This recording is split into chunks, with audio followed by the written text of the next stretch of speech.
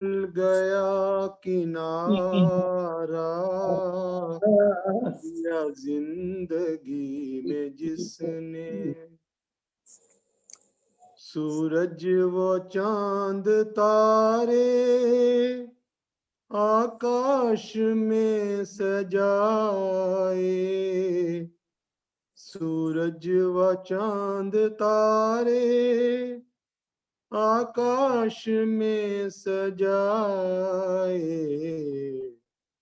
ब्रह्मांड की ये रचना, कुदरत का ये नजारा, लिया जिंदगी में जिसने, प्रभु नाम का सहारा, लिया जिंदगी में जिसने,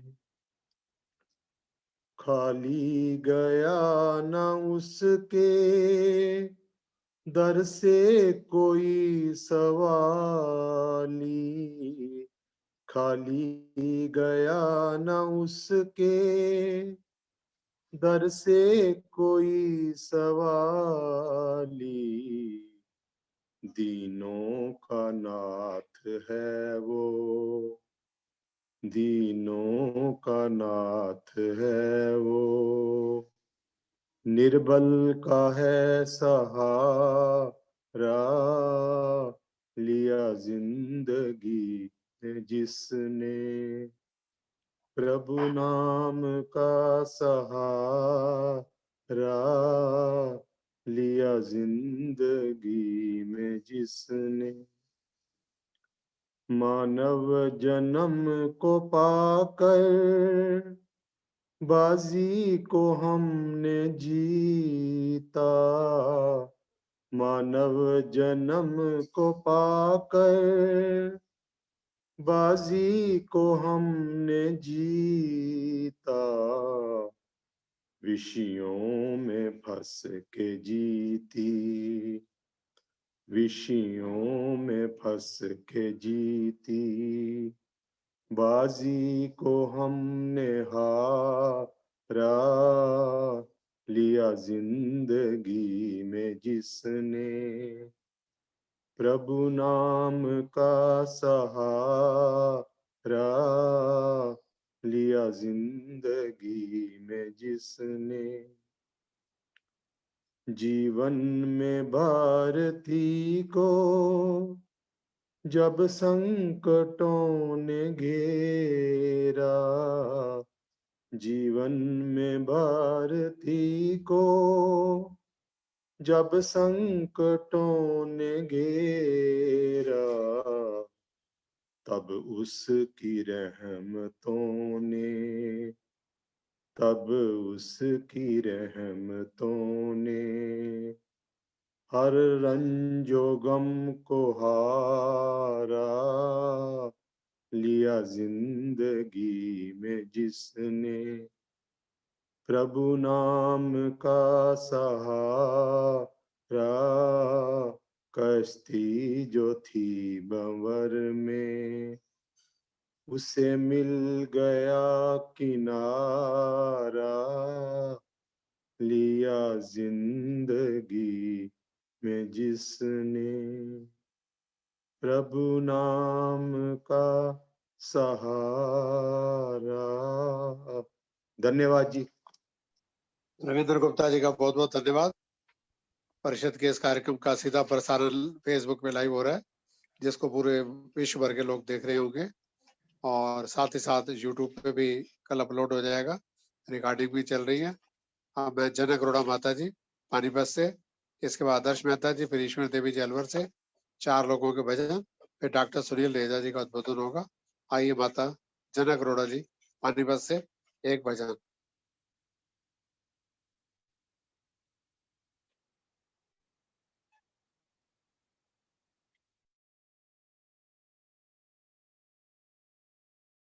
जनक अरोड़ा जी आ रही हैं।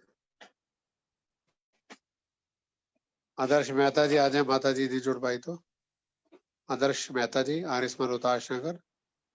नमस्ते अनिल जी, सभी को सादर नमस्ते। स्वागत। कण कण में में बसा प्रभु देख रहा, चाहे पुण्य करो चाहे पाप करो। कण कण में बसा प्रभु देख रहा, चाहे पुण्य करो चाहे पाप करो। कोई उसकी नजर से बच ना सका, चाहे पुण्य करो चाहे पाप करो।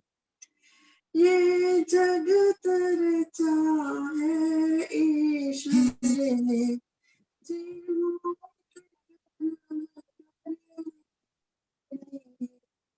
ये जग रचा है ईश्वर ने, जीवों के कर्म करने के लिए। कुछ कर्म नए करने के लिए, कुछ पहले किए भरने के लिए। कुछ कर्म नए करने के लिए, कुछ पहले किए भरने के लिए। ये आवागमन का चक्र चला, चाहे पुण्य करो चाहे पाप करो। कण कण में बसा प्रभु देख रहा, चाहे पुण्य करो चाहे पाप करो। इंसान सदा शुभ कर्म करे, अधिकार मिला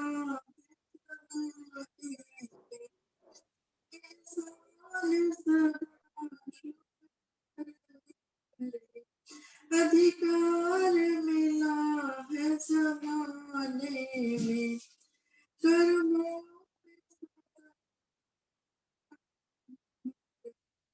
परतंत्र बना फल पाने, मिलता है सभी को अपना किया, चाहे पुण्य करो चाहे पाप करो। कण कण में बसा प्रभु देख रहा, चाहे पुण्य करो चाहे पाप करो। सब पुण्य का फल तो चाहते हैं, पर पुण्य कर्म नहीं करते हैं। फल पाप का लोग नहीं चाहते, जिसमें दिन रात विचरते हैं। है न्याय प्रभु का बहुत बड़ा, चाहे पुण्य करो चाहे पाप करो। कण कण में बसा प्रभु देख रहा, चाहे पुण्य करो चाहे पाप करो। इस दुनिया में किए कर्मों का फल हरगिज़ माफ नहीं होता, जब तक न यहाँ भुगतान करो। ये दामन साफ नहीं होता, रहे याद पथिक यह नियम सदा, चाहे पुण्य करो चाहे पाप करो। कण कण में बसा प्रभु देख रहा, चाहे पुण्य करो चाहे पाप करो। धन्यवाद। बहुत बहुत धन्यवाद। अब अलवर से माता ईश्वर देवी जी एक मधुर भजन। आइए ईश्वर देवी माता जी अलवर से। हेलो, अनम्यूट हो गया? आवाज आ रही है? हेलो, हाँ नमस्ते जी। नमस्ते नमस्ते जी।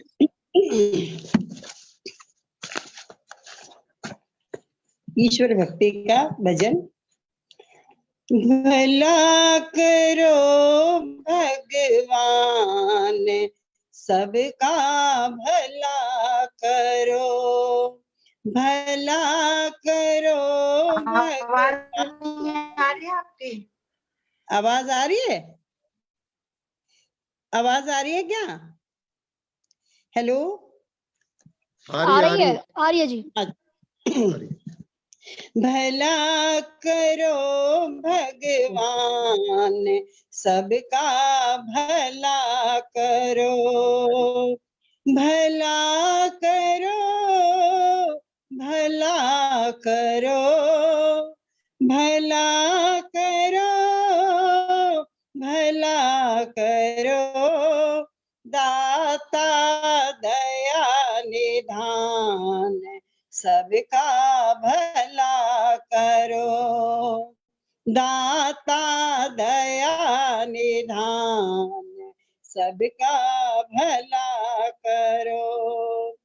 तुम ही हो माता पिता हमारे, तुम ही हो माता पिता हमारे, ये जग चलता तेरे सहारे, ये जग चलता तेरे सहारे, हम तेरी संतान, सबका भला करो, हम तेरी संतान, सबका भला करो, भला करो भगवान, सबका भला करो। तू दुनिया का प्रीतम प्यारा, तू दुनिया का प्रीतम प्यारा, सबसे ऊंचा सबसे न्यारा, सबसे ऊंचा सबसे न्यारा, सकल गुणों की खान, सबका भला करो, सकल गुणों की खान, सबका भला करो, भला करो भगवान, सबका भला करो। तू सबका है पालनहारा, तू सबका है पालनहारा, सबको मिलता तेरा सहारा, सबको मिलता तेरा सहारा, हे जगदीश महान, सबका भला करो, हे जगदीश महान, सबका भला करो, भला करो भगवान, सबका भला करो। भर दी है सबकी झोलियां दाता, भर दी है सबकी झोलियां दाता, तुम हो सबके भाग्य विधाता, तुम हो सबके भाग्य विधाता, दो सबको वरदान, सबका भला करो, दो सबको वरदान, सबका भला करो, भला करो भगवान, सबका भला करो, भला करो, भला करो, भला करो, भला करो, दाता दया निधान, सबका भला करो, दाता दया निधान सबका भला करो। बहुत बहुत नमस्ते। धन्यवाद। अब धन्यवाद। मैं दाता रजनी गोयल जी आर्य समाज दर्शनगर से एक मधुर भजन, इसके बाद डॉक्टर सुनील लेजा जी का उद्बोधन होगा। मैं देख रहा हूँ आर्य समाज रमेश नगर के प्रधान दिनेश विज जी भी जुड़ चुके हैं। दिनेश जी का बहुत बहुत स्वागत करता हूँ। अब आएंगे आदरणीय रजनी गोयल जी, एक भजन, फिर डॉक्टर साहब।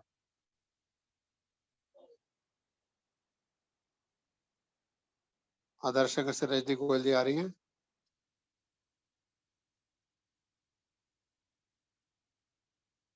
जनक अरोड़ा जी पानीपत से,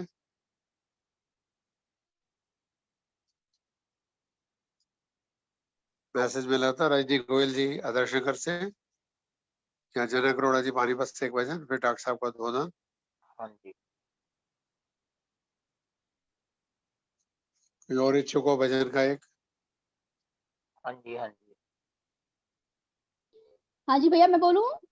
हाँ सविता जी बोलिए, स्वागत है। हाँ जी, नमस्ते सभी को, सादर नमस्ते। नमस्ते जी, स्वागत। आवाज आ रही है भैया? आ रही है, बिल्कुल आ रही है। ठीक है। तेरी शरण में आए हैं संसार के पिता, बंधन से मुक्त करे हमें, दुख दर्द से बचा। तेरी शरण में आए हैं संसार के पिता, बंधन से मुक्त करे हमें, दुख दर्द से बचा। आए हैं तेरे द्वार पर झोली पसार कर, नैया हमारी हे प्रभु भव से तू पार कर, कुमार्ग से हटा हमें सतमार्ग पर चला, बंधन से मुक्त करे हमें, दुख दर्द से बचा। शक्ति के तुम भंडार हो, बल हमको दीजिए, कृपा की दृष्टि है पिता हम सब पे कीजिए। हम दीन दुखियों ने लिया तेरा ही आसरा, बंधन से मुक्त करे हमें, दुख दर्द से बचा। हृदय हमारा शुद्ध हो, निर्मल हो आत्मा, दर्शन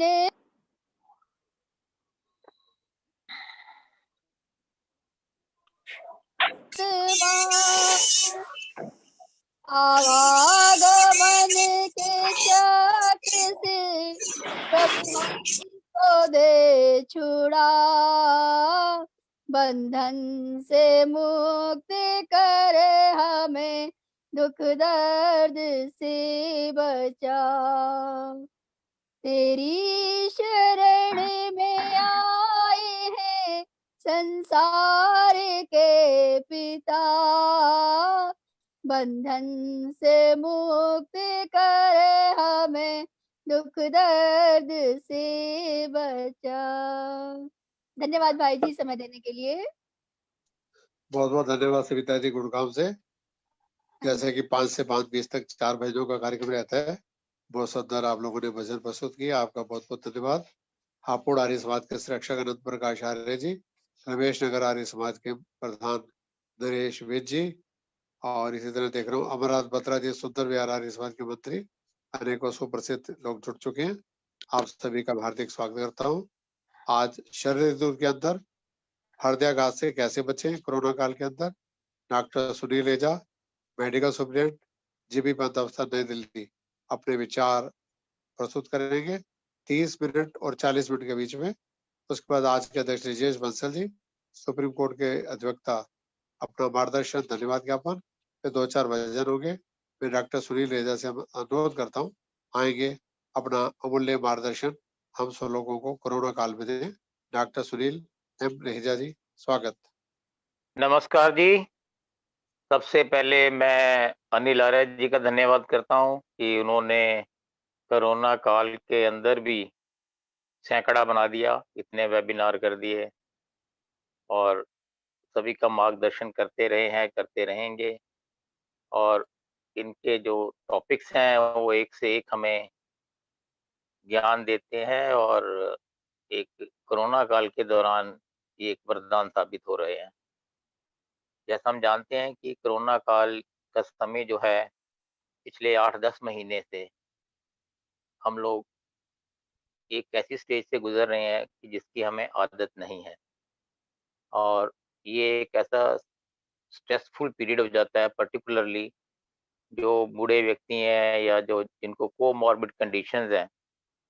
शुरू में तो कंप्लीट लॉकडाउन रहा, उसके बाद धीरे धीरे लॉकडाउन खुला, तो उसके बाद भी ये हमें देखना है कि हम घर में रहें, सुरक्षित रहें, बहुत ज़रूरी है, तभी घर से बाहर जाएं और मास्क अवश्य लगाएं, पूरा नाक और मुंह को कवर करते हुए 2 गज की दूरी बना के रखें, इधर-उधर ना थूकें, हाथ धोते रहें या सैनिटाइज करते रहें जहाँ पानी और साबुन नहीं है और थ्रोट हाइजीन नमक वाले पानी से गरारे अवश्य करें सुबह-शाम।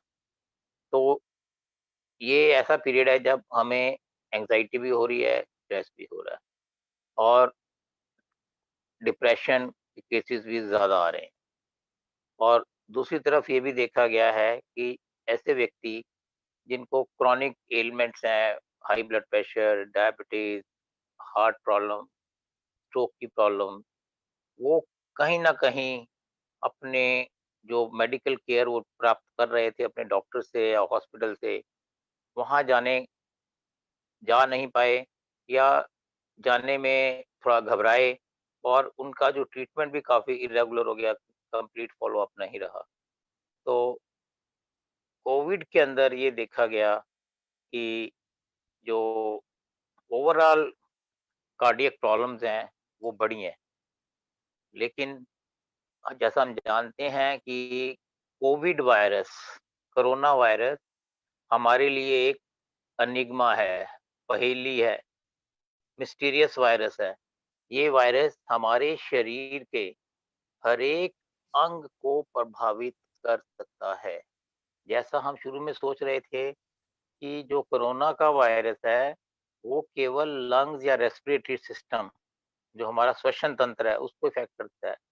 लेकिन धीरे-धीरे जैसे-जैसे हमने इस पे रिसर्च करी, स्टडीज़ देखी, पेशेंट्स देखे, तो ये हमें रियलाइज़ हुआ कि ये एक मल्टी सिस्टम डिसऑर्डर है। ये शरीर के हर एक अंग को ऊपर से लेके नीचे तक प्रभावित करता है। जैसे हम ऊपर देखें न्यूरोलॉजिकल सिस्टम, स्ट्रोक अधिक होना, क्योंकि इस दौरान जो एंडोथेलियल सेल है हमारे ब्लड वेसल्स के, उसके अंदर इन्फ्लेमेशन हो जाती है। कुछ एक साइटोकाइन स्टॉर्म से इन्फ्लेमेटरी केमिकल्स निकलते हैं। हाइपरथ्रोम्बोटिक स्टेट जिसमें कि खून के कत्थे जमना, खून का गाढ़ा होना या खून जल्दी से जम जाता है, तो उससे स्ट्रोक की आशंका बढ़ जाती है। इसके अलावा जिनको कोरोना का अटैक हुआ, ऐसे व्यक्तियों में हमने देखा कि इनअटेंशन, कंसंट्रेट नहीं कर पा रहे। मेरे कुछ एक मरीजों का ये हमें आया कि जी हमें तो कुछ याद ही नहीं रहता डॉक्टर साहब जब से कोरोना हुआ है, भूल जाते हैं। तो ये ऐसी चीज़ें हैं inattention, poor attention, memory loss, depression, anxiety, stress, loss of smell, सूंघने की शक्ति चली गई या लॉस ऑफ टेस्ट हो गया, वो चला गया। और आँखों में जो आपकी रेटिनल वस्कुलैरिटी है, वस्कुलराइज़ेशन हो जाता है, जिससे कि आपकी दृष्टि पे या ऑप्टिक नर्व पे भी असर पड़ता है। यदि आप नीचे जाएँ, तो लंग्स के अंदर जो कि इसका मेन जो इन्वॉल्वमेंट है लंग्स का होता है, जिसमें कि लंग्स के अंदर निमोनिया का होना, फाइब्रोसिस का होना और जो लंग के फंक्शंस हैं, वो डिक्रीज़ हो जाते हैं। ऑक्सीजन जो डिफ्यूजन कैपेसिटी है लंग की वो कम हो जाती है खून के अंदर, और जो टोटल लंग कैपेसिटी है वो कम हो जाती है। FEV1 जो हम कहते हैं कि सांस छोड़ने की जो स्पीड है वो कम हो जाती है, हवा कम जाती है हमारे फेफड़ों में, और दूसरी बात जो हवा जाती है उसमें से शरीर के अंदर कम ऑक्सीजन जा पाती है। और यदि हम उसके पड़ोस में हार्ट को देखें तो ये देखा गया है कि इसके हार्ट के ऊपर भी दुष्प्रभाव पड़ते हैं, जिसमें कि हार्ट अटैक का होना।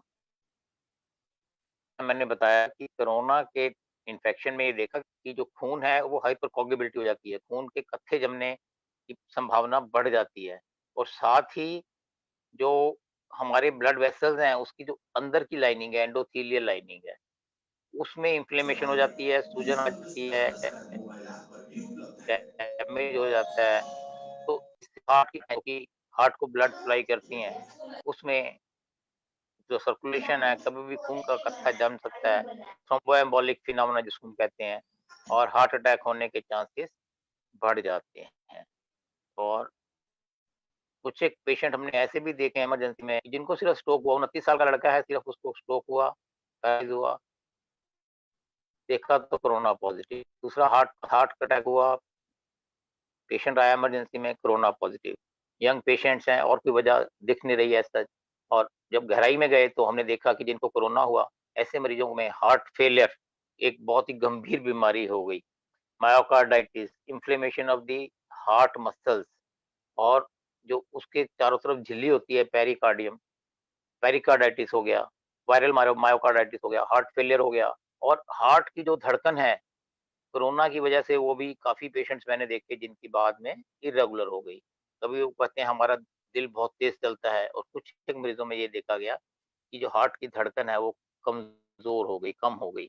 जैसे कि हमारा हार्ट 1 मिनट में 72 बार 1 मिनट में धड़कता है आइडियली, 60 टू 90 नॉर्मल है। तो ऐसे पेशेंट्स हमने देखा किसी-किसी की धड़कन 150, 120 और किसी में 40-42 रह गई। तो इसलिए मैं कहता हूँ ये वायरस एक ऐसी मिस्ट्री है जिसके बारे में हमें अभी बहुत कुछ और जानना बाकी है। लेकिन जितना हम जान पाए हैं, उसके हिसाब से ये समझ आ चुका है कि बचाव में ही सुरक्षा है। और लिवर पे इफ़ेक्ट करता है, किडनीज़ पे इफ़ेक्ट करता है, और हमारा जो टोटल ऑक्सीजन है खून के अंदर, उसकी कमी पैदा कर देता है वायरस ये। इसमें एक मिस्टीरियस सिचुएशन पैदा होती है जिसको हम कहते हैं हैप्पी हाइपोक्सिया। नॉर्मली हमारे खून के अंदर जो खून की सैचुरेशन है वो होती है 95% एंड अबव। लेकिन कोरोना की वजह से ये देखा गया है कि जो ऑक्सीजन सैचुरेशन है हमारे शरीर में वो कम हो जाती है। और कोरोना के पेशेंट्स में जैसा हम जानते हैं कि अधिकतर पेशेंट हम घर पे ही इलाज कराते हैं, और हम मरीजों को ये एक छोटा सा इंस्ट्रूमेंट है पल्स ऑक्सीमीटर, यदि आप देख रहे हैं तो ये केमिस्ट के पास मिल जाता है, जबकि सरकार के द्वारा ये पेशेंट्स को जब तक उसका इलाज चलता है फ्री में प्रोवाइड किया जाता है। तो यदि 95 SpO2 95% एंड अबव है तो ये हम कहते हैं नॉर्मल है, और अगर ये 94 से नीचे चली जाती है तो मरीज को तुरंत ऑक्सीजन देनी पड़ेगी, और ऐसे मरीजों को बिना किसी समय व्यर्थ किए हमें मेडिकल हेल्प ले लेना चाहिए। और यदि 89 से नीचे चली जाती है ऑक्सीजन सैचुरेशन, तो आवश्यक है कि हम तुरंत ऐसे मरीजों को हॉस्पिटल ले जाएं, दाखिल कराएं, क्योंकि ये हमने ऐसे पेशेंट देखे हैं जिनकी सैचुरेशन 79, 71, 59 चली गई, लेकिन उनको मालूम ही नहीं है, वो कह रही है हम तो ठीक है। लेकिन आप समझ सकते हैं कि यदि हमारे ब्लड के अंदर, खून के अंदर, जो कि पूरे शरीर में सर्कुलेट हो रहा है, उसमें अगर ऑक्सीजन की मात्रा कम हो जाती है तो हमारे जो वाइटल ऑर्गन्स हैं, heart, liver, kidney, brain, lungs, सभी में डैमेज होने की आशंका बढ़ जाती है। तो इस मुश्किल घड़ी में हमें ये देखना है कि हम सब मिलकर अपने आप को बचाव करें, डटकर मुकाबला करें। जैसा हम शुरू से जानते हैं कि every adversity brings a new opportunity, and every challenge brings a new planning, new action, bigger the challenge, bigger the action, and vice there we emerge. तो इस दौरान हमने यदि अपने आप को इस समय तक बचा के रखा है तो आवश्यक है कि अगले कुछ महीने 2 या 3 महीने, क्योंकि मार्च तक हमें पक्का उम्मीद है, मे बी जनवरी और मार्च भारत में वैक्सीन आ जाएगी। और मेरी इस समय जितने भी हमारे हाई रिस्क ग्रुप हैं, पर्टिकुलरली जो हार्ट के पेशेंट हैं, जिनको हाई ब्लड प्रेशर है, जिनको अस्थमा है, जिनको लंग्स की बीमारी है, फेफड़े की बीमारी है, सीओपीडी है, या क्रॉनिक लंग डिसीज है, आईएलडी, या डायबिटीज है, न्यूरल प्रॉब्लम्स हैं, रीनल डिसीज है, और जो स्टेरॉइड्स ले रहे हैं, या जो इंटरल्यूकिन, जिसकी जो कि हम कहते हैं कि डिसीज मॉडिफाइंग एजेंट्स हैं, जिससे इम्यूनिटी कम होती है, ऐसी दवाइयाँ ले रहे हैं, या प्रेग्नेंट वुमेन और छोटे बच्चे, हमको चाहिए कि ऐसा जो वल्नरेबल ग्रुप है, इसको हम बचा के रखें, क्योंकि ऐसे व्यक्ति में यदि एक तो पहली बात है कोरोना होने का चांसेस बढ़ जाते हैं हाई रिस्क ग्रुप में, और यदि इनको कोरोना होता भी है तो उसमें मॉर्टेलिटी और मॉर्बिडिटी, मतलब डेथ भी ज़्यादा होने का आशंका है, और सीरियस फॉर्म जो कहते हैं वो होने का आशंका रहता है। जैसा हम जानते हैं कि कोरोना 80% पेशेंट्स को तो कुछ थोड़े से लक्षण होंगे, या हल्का सा बुखार आएगा, खांसी आएगी, खांसी का होना, बुखार का होना, सिर में दर्द होना, और ये सारे लक्षण होते हैं। लेकिन जो 20% बाकी के व्यक्ति हैं, उसमें से 15% हो सकता है कि हमें हॉस्पिटल में एडमिट करना पड़े, और 5% को वेंटिलेटर पे जाना पड़े, और उसमें कुछ एक व्यक्तियों की डेथ हो जाती है। तो हाई रिस्क ग्रुप को ज़्यादा ध्यान रखना है, इस समय उनको बचाना ज़रूरी है। और इसके लिए जो घर में यंग लोग हैं, जैसे आपके बच्चे ऑफिस से आते हैं, तो वो भी पूरा ध्यान रखें, ऑफिस में या कहीं भी जाते हैं काम पे तो मास्क लगा के जाएँ, और घर में आने के बाद हाथ धोएँ, कपड़े बदलें, तभी अपने माता-पिता से मिलें। और यदि आपकी घर में कोई गर्भवती महिलाएँ हैं, तो उससे भी तभी मिलें। ऐसे नहीं कि कैज़ुअली लें इस चीज़ को, क्योंकि ये देखा गया है कि एसिम्प्टोमेटिक पेशेंट्स, 80% तक पेशेंट एसिम्प्टोमेटिक भी हो सकते हैं, जिनमें जो कि कोरोना के वायरस को तो ट्रांसमिट कर रहे हैं, लेकिन उनमें कोई लक्षण नहीं है। और इसीलिए इस बीमारी को काबू करने में हमें बहुत अधिक समस्या हुई, क्योंकि आपको ये मालूम ही नहीं होता कि आपके सामने वाला आपको कोरोना का वायरस दे रहा है, क्योंकि वो एसिम्प्टोमेटिक है, उसमें कोई लक्षण ही नहीं है। उसको भी अनजाने में नहीं मालूम है कि वो सामने बैठे व्यक्ति को संक्रमित कर रहा है। तो इसलिए हम कहते हैं कि 2 गज की दूरी बना के रखें, मास्क लगा के रखें, hand hygiene, throat hygiene, cough etiquettes, इन सभी का ध्यान रखें। और हार्ट को बचाने के लिए सबसे ज़रूरी बात है कि इस दौरान हम अपने खान-पान का ध्यान रखें। यदि आपको हाई ब्लड प्रेशर है तो अपनी दवाई नियमित रूप से लें। यदि आपको कोई भी प्रॉब्लम्स है, डायबिटीज़ है या हार्ट की प्रॉब्लम है, तो अपने डॉक्टर के संपर्क में रहें।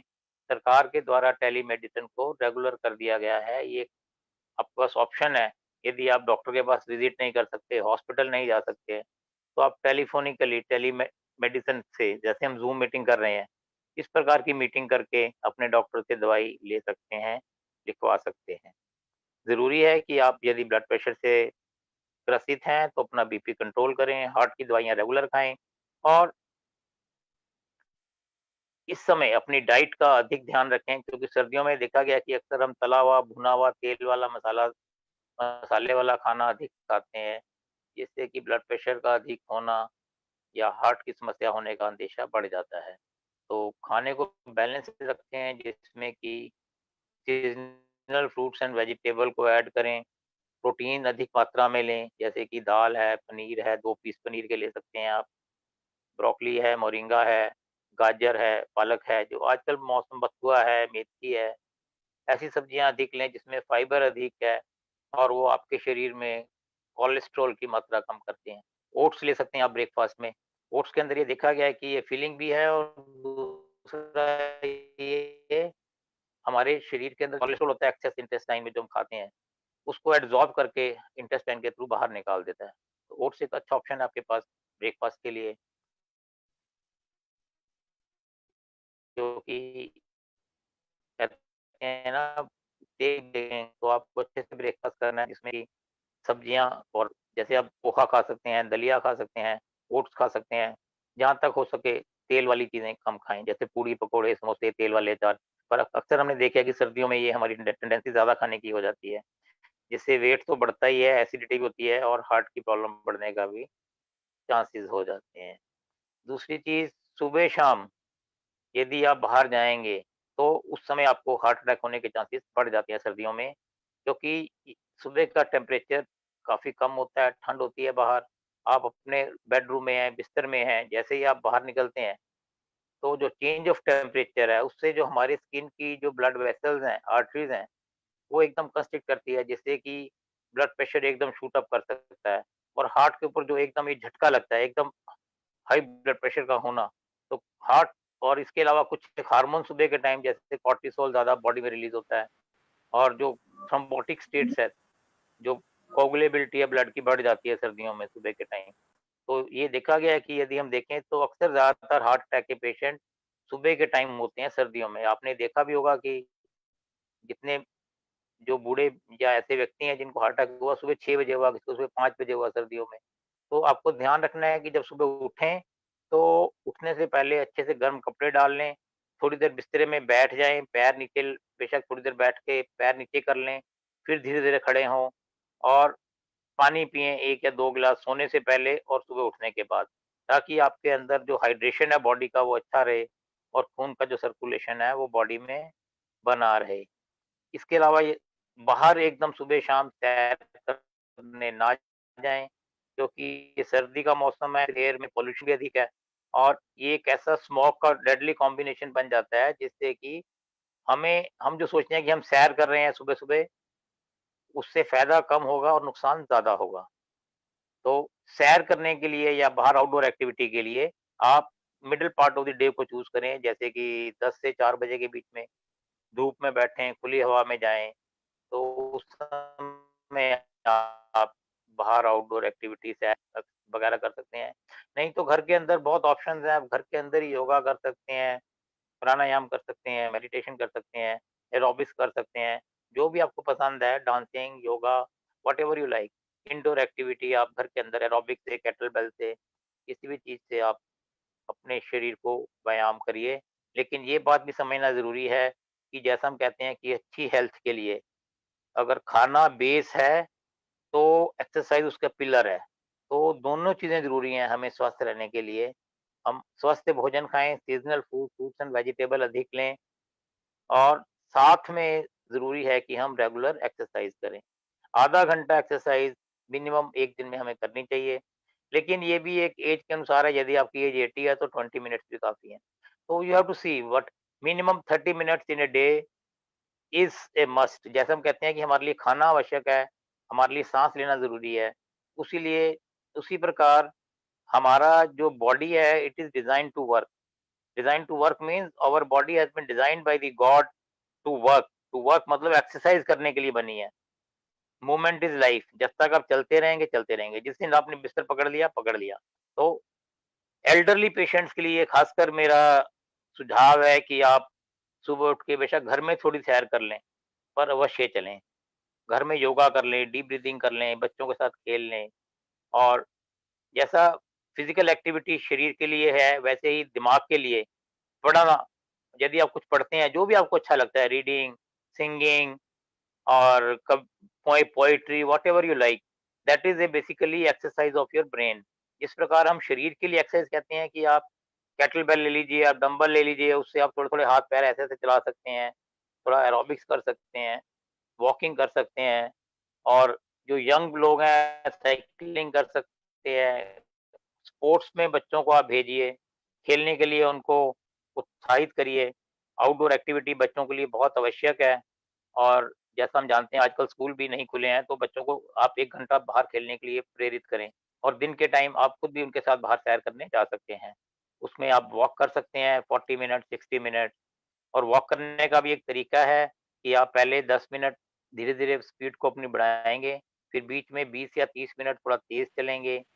तेज़ चलने का मतलब है इतना तेज़ चलेंगे जैसे कि नॉर्मल स्पीड से ऑलमोस्ट डबल स्पीड हो जाएगी और आपको साँस थोड़ा तेज़ चलेगा, आपको बोलने में जैसे पूरा साँस में एक एक बारी में जैसे आप किसी से बात कर रहे हैं तो वो कर नहीं पाएँगे। तो डीप रिदमिक रेस्पिरेशन जब आना शुरू हो जाता है, तो एक वो ऐसी स्टेज है जब हम मानते हैं कि आपका कार्डियो रेस्पिरेटरी जो अचीव है, टारगेट हार्ट रेट वो हो गया है। वैसे तो इसमें टेक्निकल जो पॉइंट है वो यह है कि 220 माइनस एज 85%। जैसे आपकी एज है 50 साल, तो आपको 220 में से 50 माइनस करना है, तो 170, और उसका 85 144।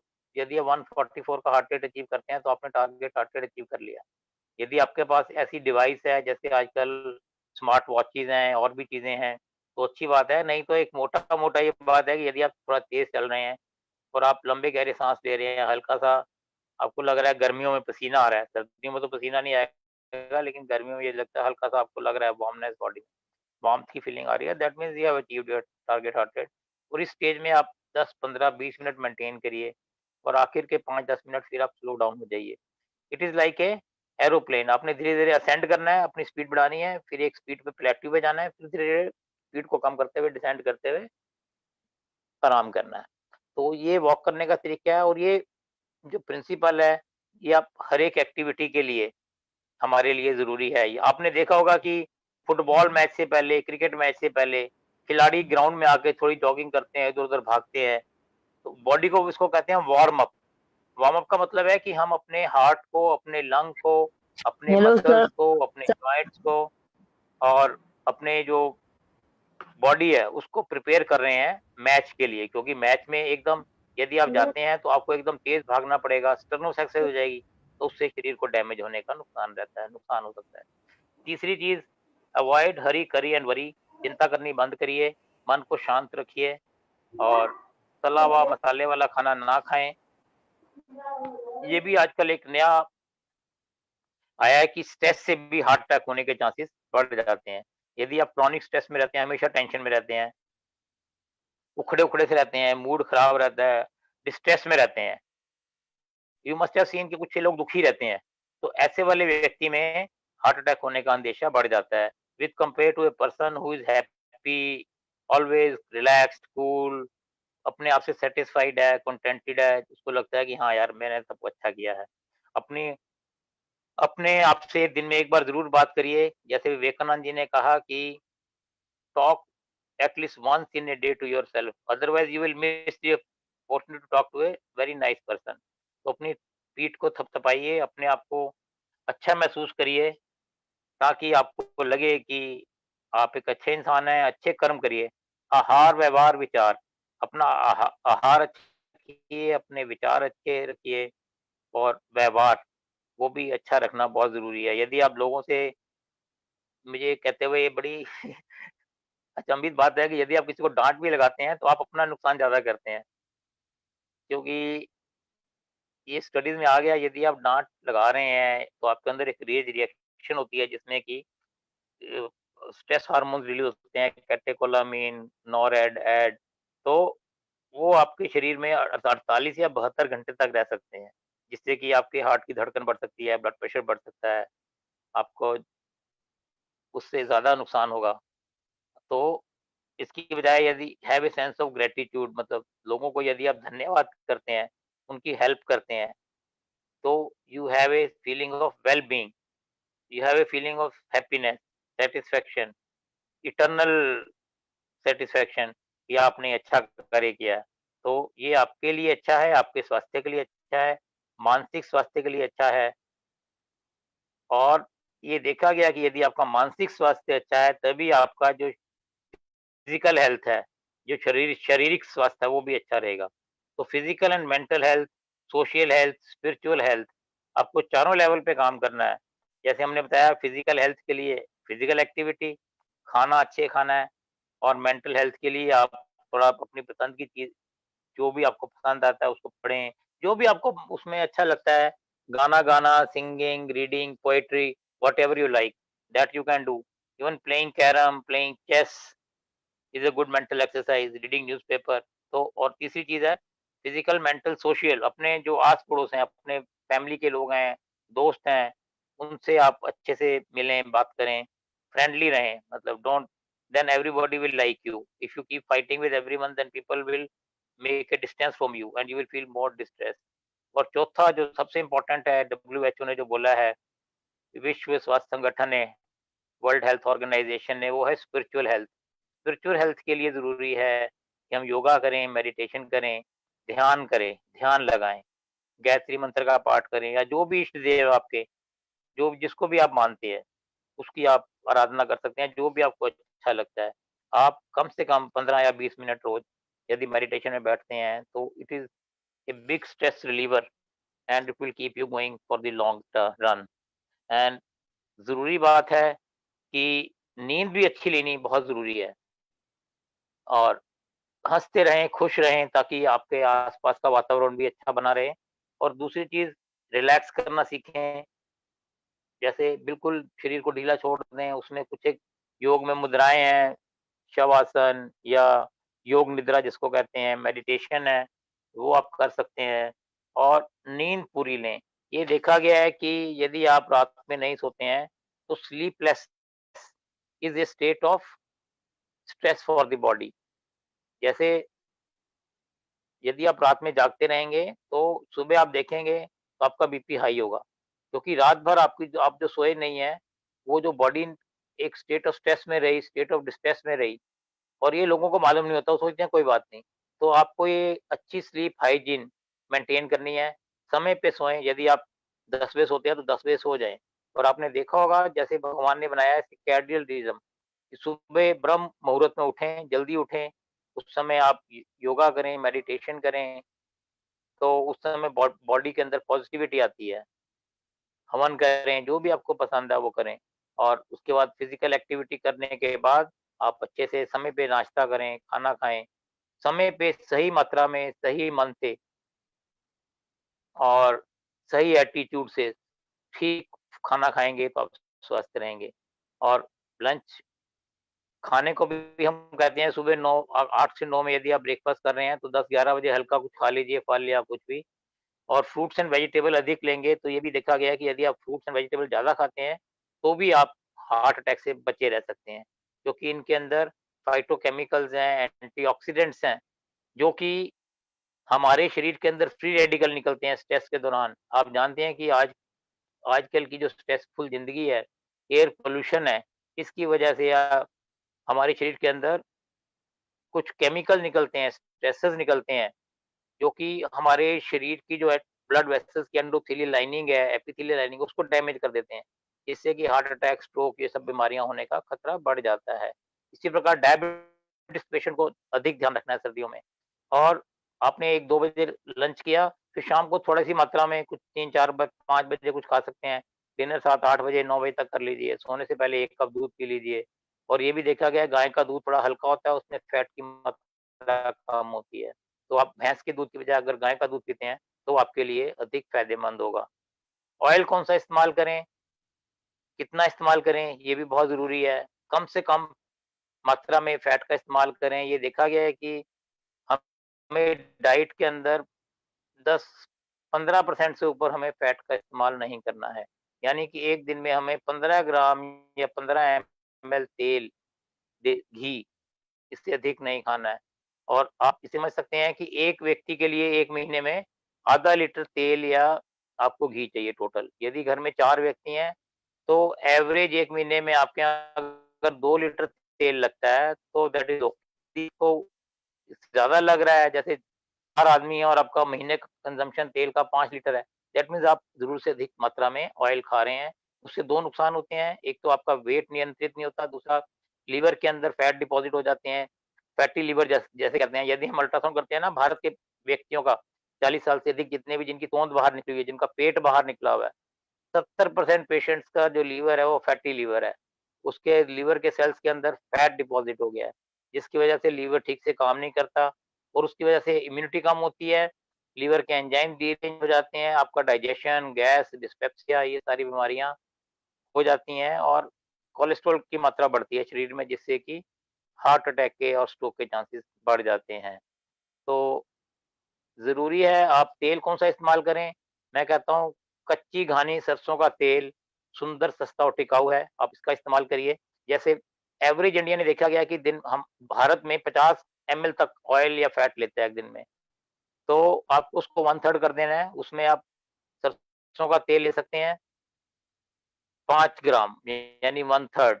और दूसरा तेल आप कुछ भी रख सकते हैं, ऑलिव ऑयल, तिल का तेल या सोयाबीन का तेल, सनफ्लावर ऑयल, उसको इस्तेमाल कर सकते हैं और एक हिस्सा आप गाय का देसी घी इस्तेमाल कर सकते हैं। सबसे ज़रूरी है कि आप रिफाइंड ऑयल को यूज़ ना करें। रिफाइंड ऑयल अपने आप में एथेरोजेनिक है, जिससे कि हार्ट की आर्टरीज में ब्लॉकेज पैदा होती है। तो जैसे कच्ची घानी का तेल है, तिल का तेल है, ये हमारे लिए अच्छा है। ऐसा तेल जो कि कोल्ड प्रोसेस्ड है, जिसको कि गरम करके रिफाइन नहीं किया गया। यदि आप देख लिखते हैं ना रिफाइंड ऑयल है, तो वो रिफाइंड ऑयल अभी स्टडीज़ आ रही हैं कि आपके हार्ट या ब्रेन के लिए अच्छे नहीं हैं। पर्टिकुलरली यदि आप पूड़ी, पकोड़े, समोसे ये चीज़ें खाते हैं और बाज़ार की खाते हैं, जिसमें कि वो एक बार सुबह कढ़ाई में तेल डालता है और शाम तक उसमें पकोड़े तलता है या पूड़ियाँ या भटूरे बनाता है। तो ये जो तेल है, ये ब्रेक कर जाता है स्मोक पॉइंट पे जाके। जैसे-जैसे हम तेल को गरम करेंगे, तेल का टेम्परेचर बढ़ेगा, बार-बार रीहीट करने से तेल के जो उसके जो मॉलिक्यूल्स हैं, वो ब्रेक कर जाते हैं, जिससे कि ट्रांस फैट पैदा होते हैं। और ट्रांस फैट ऐसी चीज़ है, वनस्पति जिसको कहते हैं। ट्रांस फैट हमारी बॉडी की इम्यूनिटी को कम करता है। ट्रांस फैट हमारे हार्ट की आर्टरीज़ को ब्लॉक करता है, स्ट्रोक की आशंका को बढ़ा देता है। तो हमें इन सब चीज़ों का ध्यान रखना है कि ये चीज़ें ना करें। इसकी बजाय आप घर में ही कुछ भी हल्का-फुल्का खाना है, खा लीजिए। और यदि आप जैसे घर में भी आप पूड़ी बनाते हैं, तो जिस तेल में आपने पूड़ी बनाई है, उस तेल को दोबारा उसमें पूड़ी ना बनाएँ। उसको किसी और चीज़ में इस्तेमाल कर लीजिए, क्योंकि यदि वो तेल आप दोबारा गरम करेंगे, तो उसमें ट्रांस फैट पैदा होगा और ये ट्रांस फैट जो है, ये सबसे ज़्यादा नुकसानदायक है हमारे शरीर में। इससे एलडीएल की मात्रा बढ़ती है ब्लड में, जिसको हम कहते हैं बैड कोलेस्ट्रॉल। तो अपने आप में ये हार्ट के अंदर ब्लॉकेज पैदा करेगा। एचडीएल की मात्रा ये कम कर देगा। HDL is good cholesterol.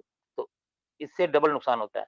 तो ज़रूरी है कि हम एक्सरसाइज़ करते हैं तो हमारा एचडीएल बढ़ता है, गुड कोलेस्ट्रॉल। हम ओमेगा 3 फैटी एसिड अधिक लेते हैं, जो कि सरसों के तेल में है, तिल के तेल में है। तो उससे हमारा एचडीएल या अच्छे वाला जो फैट है, वो शरीर में, ब्लड में बढ़ता है।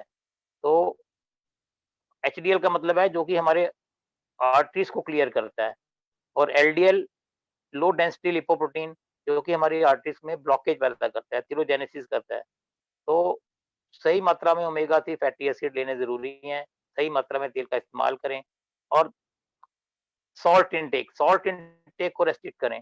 ये फिर ये वही एक बात है कि भारत में हम 15 ग्राम नमक हर रोज़ खाते हैं, पूड़ी में, पकोड़े में, इधर-उधर जो चीज़ें बनती हैं। और प्रेफ़रेबली मैं कहता हूँ कि आप सेंधा नमक इस्तेमाल करें, ये आपकी सेहत के लिए, हार्ट के लिए अच्छा है, क्योंकि जो रॉक सॉल्ट है, जिसको हम रॉक सॉल्ट कहते हैं, वो अलग-अलग नाम से आता है। प्यूरो सॉल्ट, ये सॉल्ट, मतलब you can see on the net.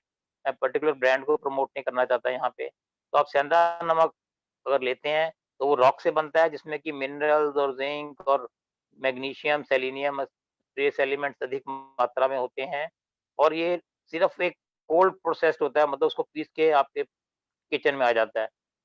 इसकी बजाय आप जो टाटा व्हाइट सॉल्ट है या जो दूसरे सॉल्ट हैं, जो सी सॉल्ट है, वो रिफाइनरिंग में होते हैं, उसकी ब्लीचिंग होती है, तो उसमें कई केमिकल्स होते हैं, तो वो आपके शरीर के लिए अच्छा नहीं है।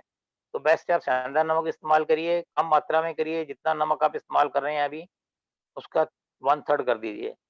तो यदि आप ये देखें कि don't take salt to your table, like आप अब सलाद के ऊपर से नमक ना ऐड करें, सब्जी में ऊपर से नमक ना डालें। और जैसे आप कुछ एक चीज़ें जैसे कि पापड़ है और भुजिया है, नमकीन्स हैं जितने भी, ये सब rich in oil and salt है, जो कि हमारे लिए बहुत ही ज़्यादा नुकसानदायक है। कुछ एक चीज़ों में हिडन नमक होता है, फैट होती है, जैसे कोई कई प्रकार के बिस्किट्स हैं, इवन ब्रेड में मैदा है, व्हाइट ब्रेड में, और थोड़ा-सा सॉल्ट भी होता है। तो हमें अनजाने-अनजाने पता नहीं होता, तो हमें ये देखना है कि हम be natural, stay natural, live natural, take directly from the nature. और जो भी आप हम कुदरत तरीके से हम लेते हैं, वो हमारे स्वास्थ्य के लिए लाभदायक है। तो इन द एंड मैं यही कहूँगा, खुश रहें, सुरक्षित रहें, अच्छे से खाना खाएँ और सबसे मिलें। आप सोशल, जैसे अभी आप हम इस वेबिनार में हैं, तो हम सबसे मिल रहे हैं। तो ऐसा नहीं है कि आज तो इतनी टेक्नोलॉजी एडवांस हो चुकी है कि घर बैठ के भी हम मीटिंग्स और वेबिनार्स कर सकते हैं। तो ये एटीट्यूड पॉजिटिव रखें और बी ब्लड प्रेशर को कंट्रोल करें, नॉर्मल रखें, सी कोलेस्ट्रॉल को नॉर्मल रेंज में रखें। जैसा हम चाहते हैं कि 40 साल से यदि अधिक हैं तो आप एक बार अपना रूटीन चेकअप ज़रूर करा लीजिए, जिसमें lipid profile, LFT, KFT, CBC, ECG, echo, X-ray, chest और ब्लड शुगर। तो ये आप रूटीन चेकअप करा लीजिए। सी कोलेस्ट्रॉल हो गया। डी अपना डाइट को कंट्रोल करें, डायबिटीज, ब्लड शुगर को कंट्रोल करें। ई यानी एक्सरसाइज रेगुलर करें। और एफ है कि फल अच्छे खाएं, फ्रूट वगैरह अधिक लें और खुश रहें। धन्यवाद।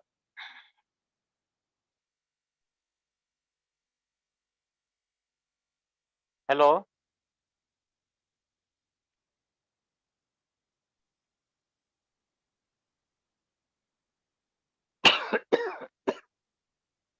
डॉक्टर साहब बहुत अच्छी जानकारी दी आपने। हाँ जी, हाँ जी, धन्यवाद।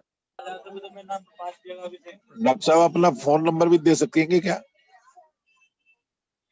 हाँ, मेरा एक्चुअली मैं ना इसी ग्रुप में अपना मेरा कल प्रोग्राम था डीडी न्यूज में लाइव था कल, तो उसका मैं लिंक आपको भेज देता हूँ, अभी व्हाट्सएप कर देता हूँ ये अनिल आर्या जी को, तो आप उसको उनसे शेयर कर लीजिए, ठीक है? अनिल आर्या जी से। भाई जी आपकी आवाज नहीं आ रही है, एक बार दोबारा आवाज देख लीजिए। हाँ जी, हाँ जी। नहीं जी, अभी भी जुड़ी नहीं आपकी आवाज। हाँ जी डॉक्टर साहब आपकी तो आ रही है, शायद अनिल जी के लिए कह रहे हैं।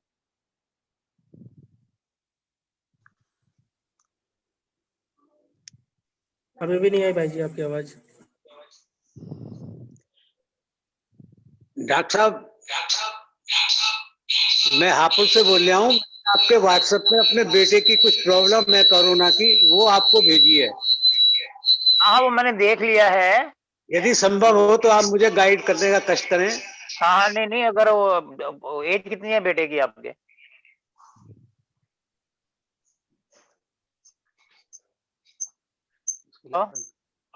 हेलो। हाँ जी, बेटे की एज कितनी है? बेटे की एज क्या है आपकी? आप मुझे फोन या तो बाद में कर लीजिए इसके बाद। 48 है। मैंने उसकी सारी रिपोर्ट आपको भेजी है अभी व्हाट्सएप पर। हाँ जी, हाँ जी। पहले भी एक दफा बात हुई थी लेकिन वो बात नहीं हो पाई। उसके बाद में उसको मेरे को हॉस्पिटल भेजना पड़ा, वहां से आ गया, लेकिन 25 दिन हो गए। स्वास्थ्य तो ठीक है उसका, लेकिन उसको अभी पॉजिटिव है, वो नेगेटिव नहीं आ पा रहा है। और उसका सीटी कराई थी, वो 11 है, तो इस वजह से प्रॉब्लम है। तो मैंने सब आपको रिपोर्ट भी भेजी है उसकी व्हाट्सएप पे, और जो उसका ट्रीटमेंट चल रहा है वो भी भेजा है। ठीक है, मैं आपसे डिस्कस कर लेता हूँ उसके बाद, रिपोर्ट्स देखने के बाद। हमारे समाज हापुड़ के बद्री के लिए बात कर रहे हैं। आप घबराएं नहीं।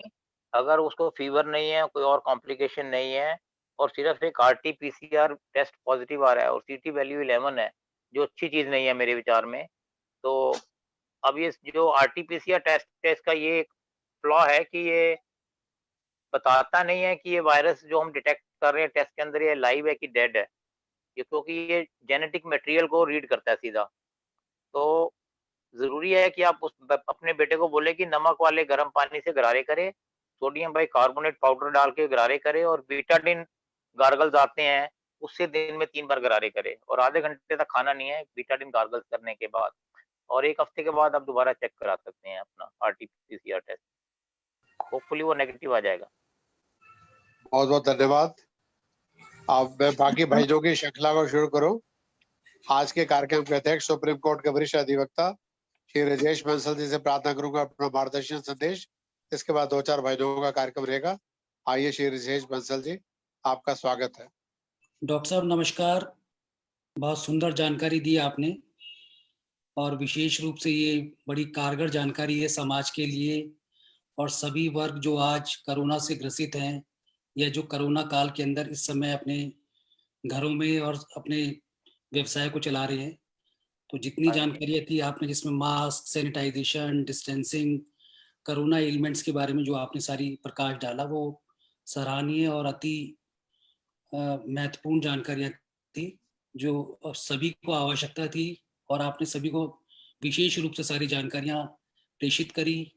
भाई अनिल आर्य जी का बड़ा धन्यवाद है कि वो आपको जो जीबी पंत हॉस्पिटल के जो एक्सपीरियंस जो आपको वहां पर आता है, वो आपके अलावा और कहीं अच्छे बड़े अस्पतालों में शायद उन डॉक्टर्स को अनुभव नहीं आता है, क्योंकि आप करीब से उस चीज को देखते हैं और जिससे कि आप सबको विशेष रूप से सबको अपनी विशेष उसके ऊपर ध्यान दे सकते हैं। आपने बताया कि ड्राई कफ, फीवर, पेन किस तरीके से टेलीमेडिसिन का जो आपने महत्वपूर्ण पॉइंट बताया कि टेलीमेडिसिन जो है आज की तारीख में जो आज का समय चल रहा है उसमें आप टेलीमेडिसिन कर सकते हैं, डॉक्टर से कंसल्टेशन कर सकते हैं। तो ये सारी चीजें बड़ी उपयोगी और कारगर थी, जो बड़ा महत्वपूर्ण जानकारी थी जो कई बार लोगों को मालूम नहीं होती, और आपने वो जानकारियां सारी प्रेषित करी हैं। जैसा कि मुझे आज अनिल आर्य जी ने बताया था कि आपकी पूजनीय माता जी कृष्णा रहीजा जी, जो कि एक बड़ी महान विभूति हैं और जो यज्ञ के अंदर और आर्य समाज में जिनका बड़ा योगदान है, आप उस परिवार से संबंधित हैं।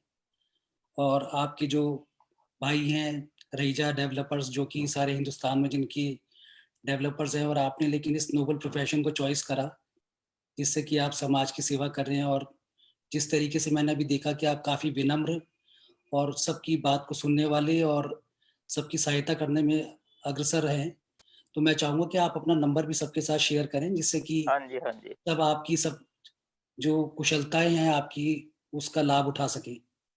और ऐसे समय में आपका मार्गदर्शन और आपकी जो सहायता है वो शायद मानवता के रूप में सबसे अच्छी सहायता है।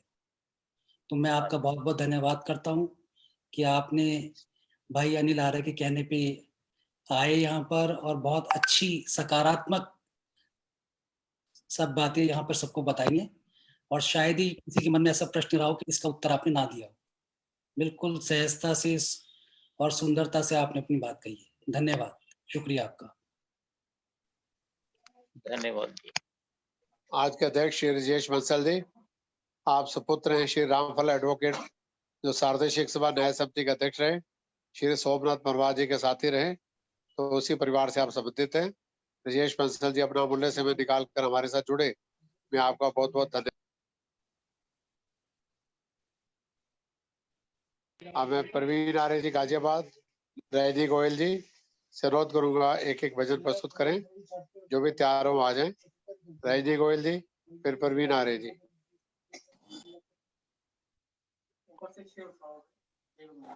नमस्ते अनिल जी। नमस्ते जी।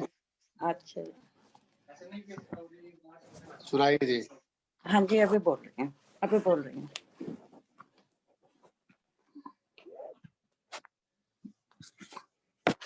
ओम।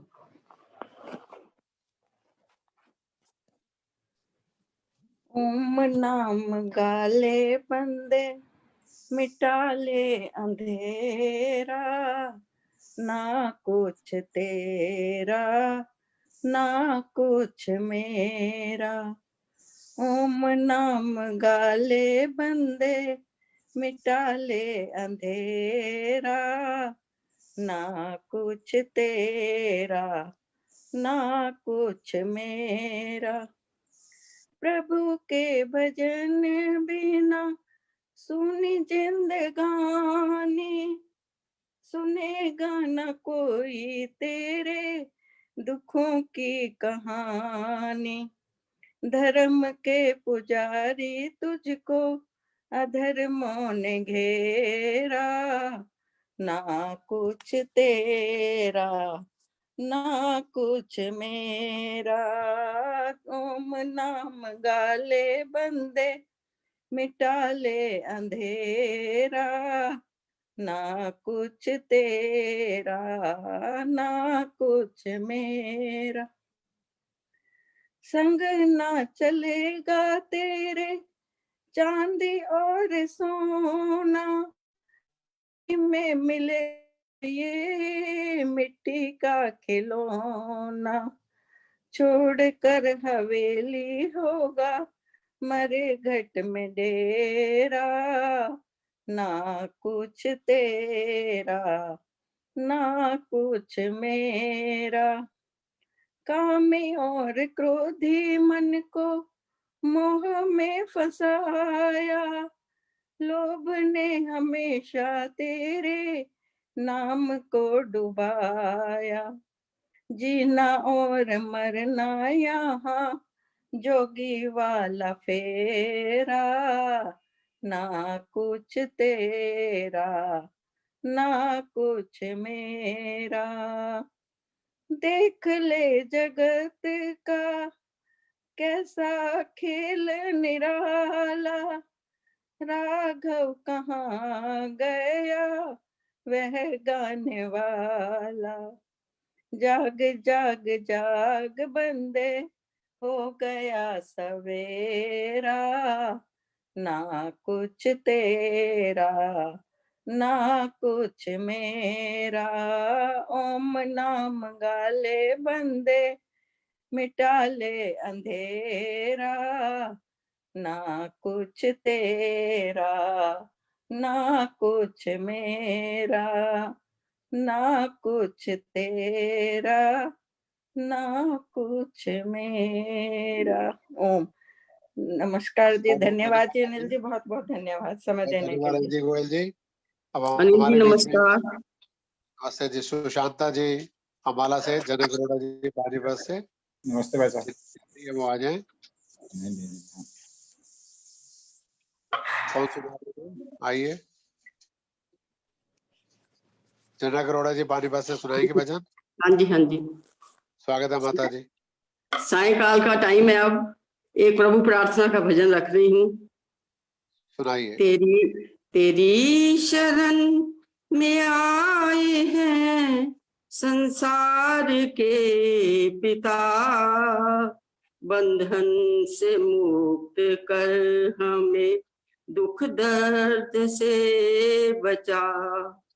तेरी शरण में आए हैं संसार के पिता, बंधन से मुक्त कर हमें दुख दर्द से बचा।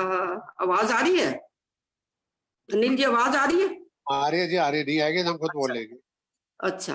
आए हैं तेरे द्वार पर झोली पसार कर, आए हैं तेरे द्वार पर झोली पसार कर, नैया हमारी पाप की सागर से पार कर, नैया हमारी पाप की सागर से पार कर, कुमार्ग से हटा हमें सन्मार्ग पर चला, बंधन से मुक्त कर हमें दुख दर्द से बचा।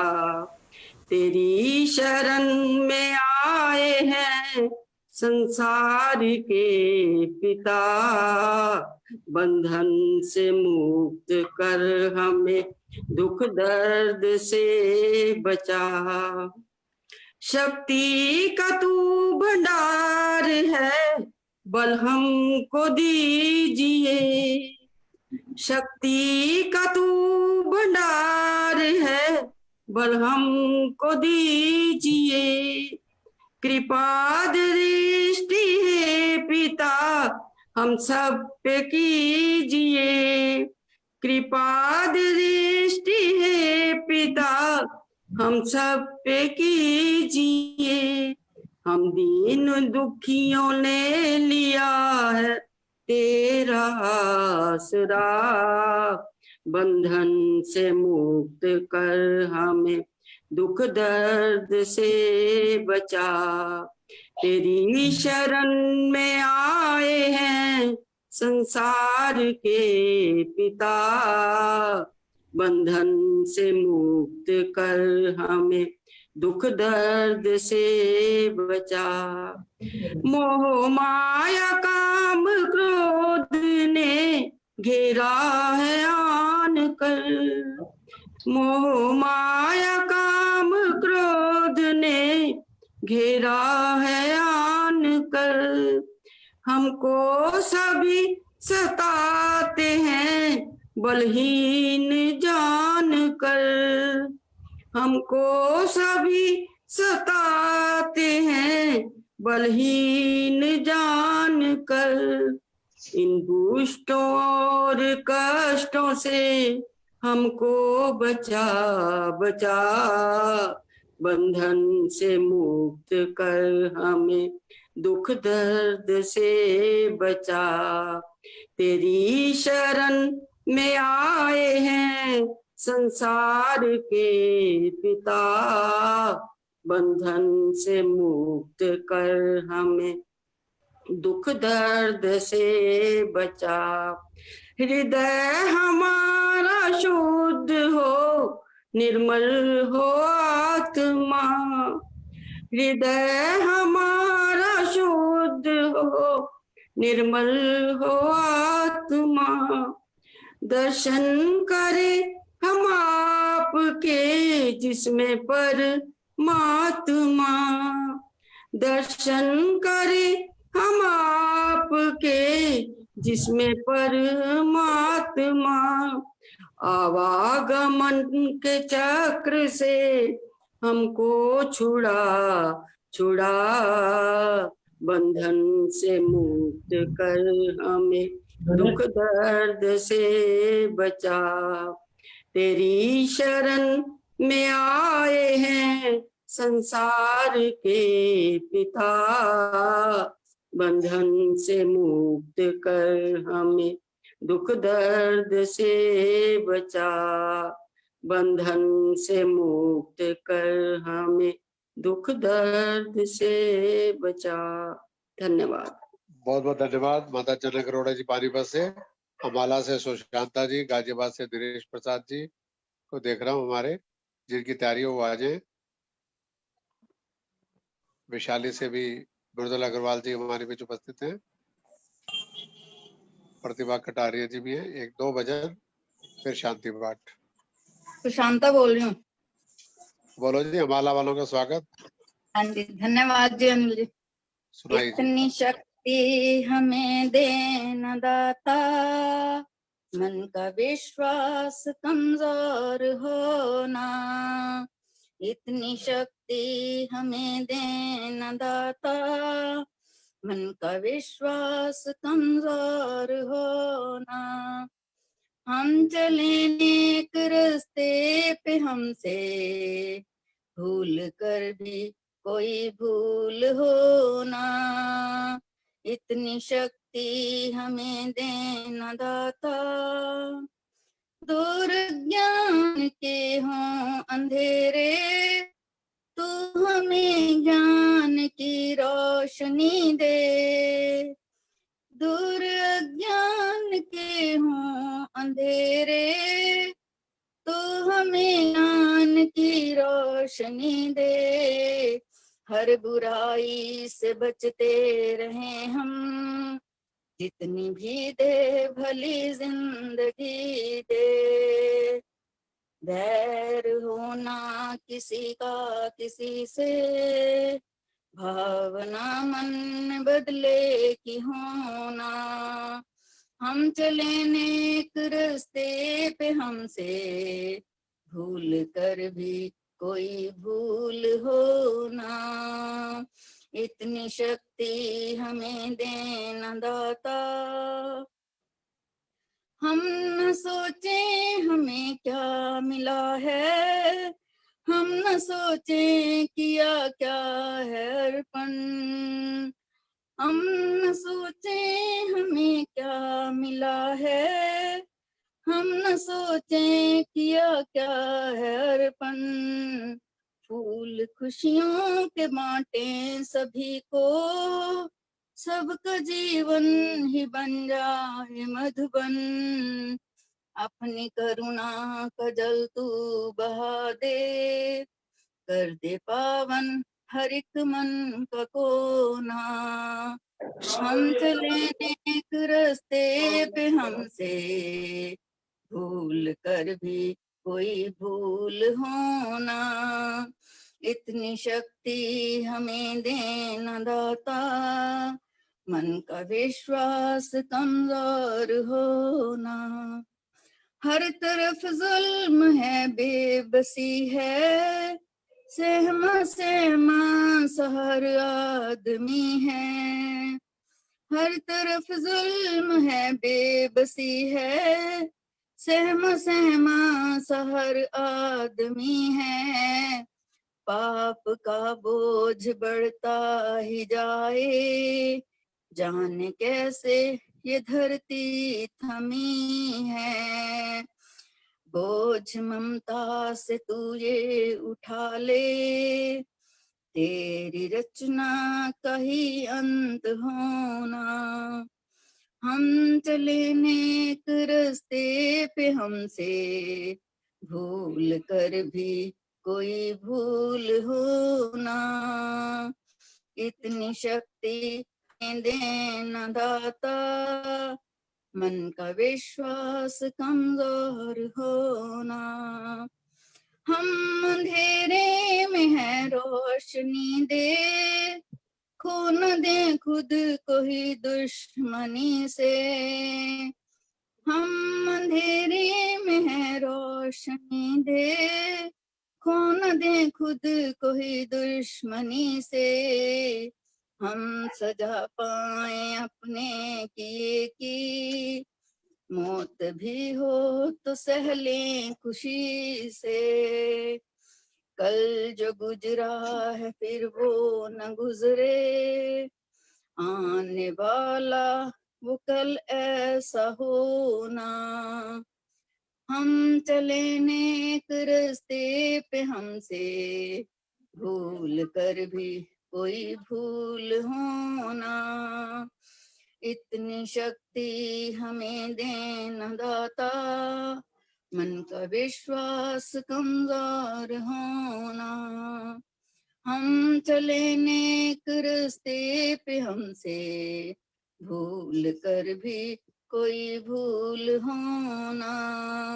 भूल कर भी कोई भूल होना।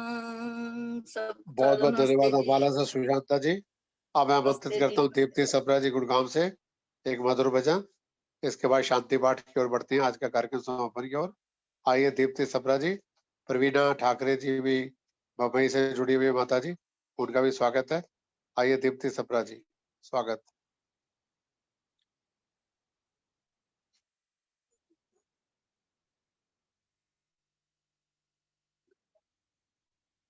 दीप्ति सप्रा जी आ रही है? सभी को सादर नमस्ते जी। स्वागत। एक गीत ईश्वर भक्ति का। वो सुख तो मैं न चाहूं, तेरी याद जो भुला दे। वो सुख तो मैं न चाहूं, तेरी याद जो भुला दे। चरणों में मुझको ले लो, चरणों में मुझको ले लो, चाहे मुझे मिटा दो। वो सुख तो मैं न चाहूं, तेरी याद जो भुला दे। क्या लूंगा इस जहां में, पूजा का फूल बन कर, रहने दो मुझको अपने चरणों की धूल बन कर। जिससे तुझे मैं पाऊं, वो रास्ता बता दो। वो सुख तो मैं न चाहूं, तेरी याद जो भुला दे।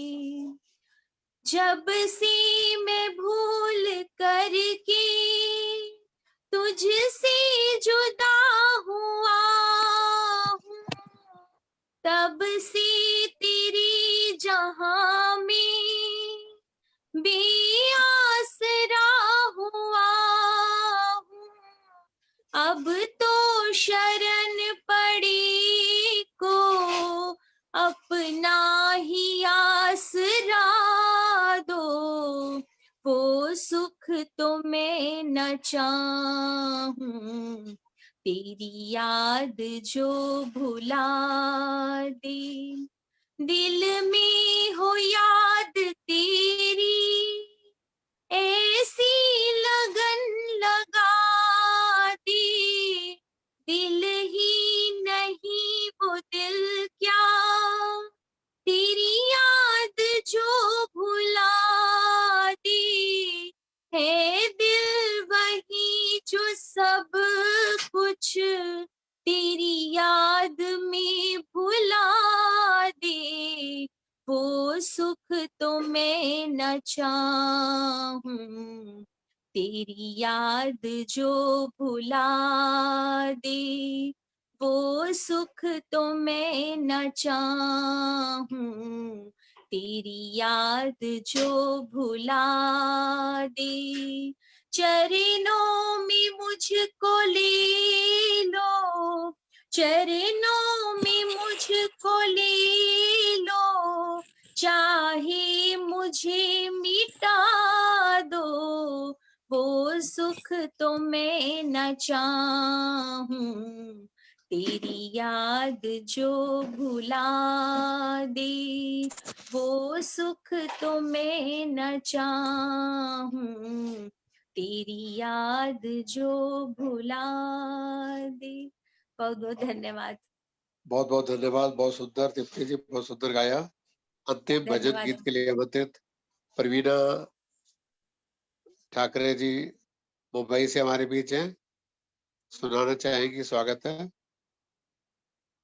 मृदुल अग्रवाल जी विशाली से, तो फिर परवीन जी धन्यवाद शांति पाठ करें। आवाज नहीं आ रही है। हाँ प्रवीणा ठाकर जी सुनाइए, आपका स्वागत है। एक भजन आपका लास्ट भी, तो उसके बाद भजन खत्म, फिर शांति पाठ।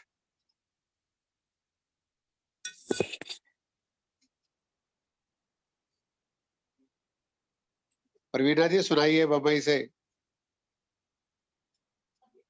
सौरभ मेरी आवाज आ रही है कि नहीं?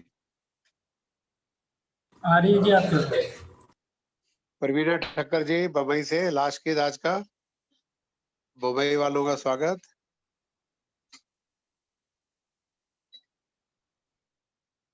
उनको नहीं जा रही आवाज। देखो क्या चक्कर है। मृदुल अग्रवाल जी, प्रवीणा जी। नमस्ते जी। नमस्ते जी, स्वागत। भजन गाना है अभी? हाँ बिल्कुल, बम्बई वालों का स्वागत है अभी? हाँ, एक भजन लास्ट। अच्छा जी, स्वागत। हाँ जी। बिल्कुल ओम प्यारा प्रभु, ओम नाम प्यारा है, ओम नाम प्यारा प्रभु, ओम नाम प्यारा है। माता पिता भाई बंधु सखा वो हमारा है, माता पिता भाई बंधु सखा वो हमारा है। ओम नाम प्यारा प्रभु, ओम नाम प्यारा है, ओम नाम प्यारा प्रभु, ओम नाम प्यारा है। निराकार है जो जरे जरे में समाया है, निराकार है जो जरे जरे में समाया है। महिमा अपार अंत किसी ने न पाया है, महिमा अपार अंत किसी ने न पाया है। पत्ता पत्ता डाली डाली करे ये इशारा है, पत्ता पत्ता डाली डाली करे ये इशारा है। ओम नाम प्यारा प्रभु, ओम नाम प्यारा है, ओम नाम प्यारा प्रभु, ओम नाम प्यारा है। पृथ्वी पहाड़ नदी नाले क्या बनाए हैं, पृथ्वी पहाड़ नदी नाले क्या बनाए हैं। रंगदार फूल किसी हाथों के बनाए हैं, रंगदार फूल बिना हाथों के सजाए हैं। लेता है प्रकाश उससे सूर्य चंद्र तारा है, लेता है प्रकाश उसे सूर्य चंद्र तारा है। ओम नाम प्यारा प्रभु, ओम नाम प्यारा है। ओम नाम प्यारा प्रभु, ओम नाम प्यारा है। ऋषि मुनि योगी सारे उसे ही ध्याते हैं। ऋषि मुनि योगी सारे उसे ही ध्याते हैं। ओम प्रभु गीत प्रभु भक्ति के झूम झूम गाते हैं। गीत प्रभु भक्ति के झूम झूम गाते हैं। तोता मैना कोयल ने भी उसी को पुकारा है। तोता मैना कोयल ने भी उसी को पुकारा है। ओम नाम प्यारा प्रभु, ओम नाम प्यारा है। ओम नाम प्यारा प्रभु, ओम नाम प्यारा है। माता पिता भाई बंधु सखा वो हमारा है। माता पिता भाई बंधु सखा वो हमारा है। ओम नाम प्यारा प्रभु, ओम नाम प्यारा है। ओम नाम प्यारा प्रभु, ओम नाम प्यारा है। ओम नाम प्यारा प्रभु, ओम नाम प्यारा है। बहुत बहुत धन्यवाद। धन्यवाद जी, आपने इतना हमको समय दिया। प्रवीणा ठक्कर जी का धन्यवाद। माता जी का आशीर्वाद मिला। आज के कार्यक्रम के मुख्य वक्ता डॉक्टर सुनील रेजा जी, आज के अध्यक्ष राजेश बंसल जी का बहुत बहुत धन्यवाद करता हूँ। अब गाजियाबाद से प्रवीण आर्य से अनुरोध करता हूँ 2 पंक्तियां सुनाकर शांति पाठ करके कार्यक्रम का समापन करें। परसों 5-6 बजे फिर मिलेंगे एक नए विषय के साथ। आज का कार्यक्रम हमारे YouTube चैनल आर्युग परिषद आर्यवाद घोष पे आप कल देख सकते हैं और फेसबुक लाइव चल रहा है। 350 के लगभग लोग फेसबुक पे देख रहे हैं। 60-65 लोग यहाँ जुड़े हुए थे, तो अच्छा प्रयास रहा। प्रवीण जी गाजियाबाद आएंगे। धन्यवाद और शांति पाठ। प्रभु मेरे जीवन का उद्धार कर दो, भंवर में है नैया, इसे पार कर दो। मेरी इंद्रियां हो सदा मेरे बस में, मेरे मन पे मेरा ही अधिकार कर दो। मेरा सर झुके तो झुके तेरे आगे, मुझे ऐसा दुनिया में सरदार कर दो।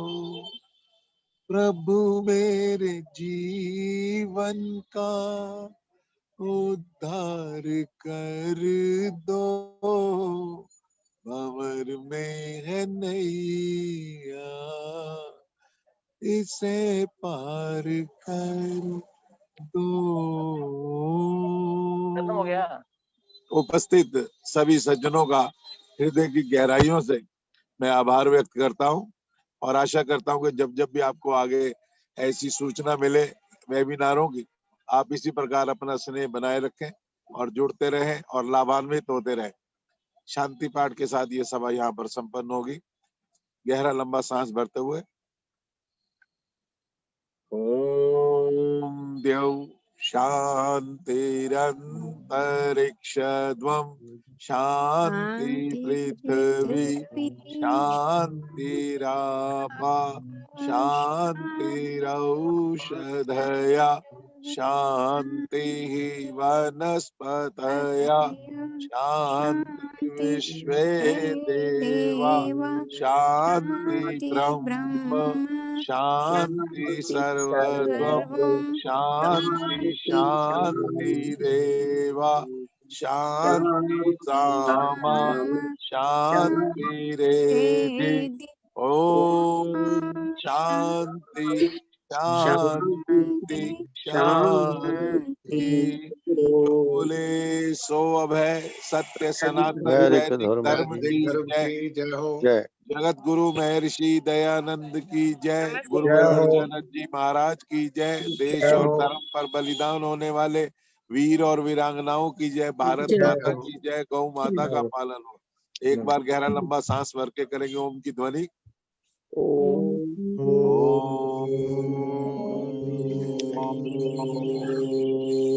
सभी का बहुत बहुत धन्यवाद, हार्दिक आभार।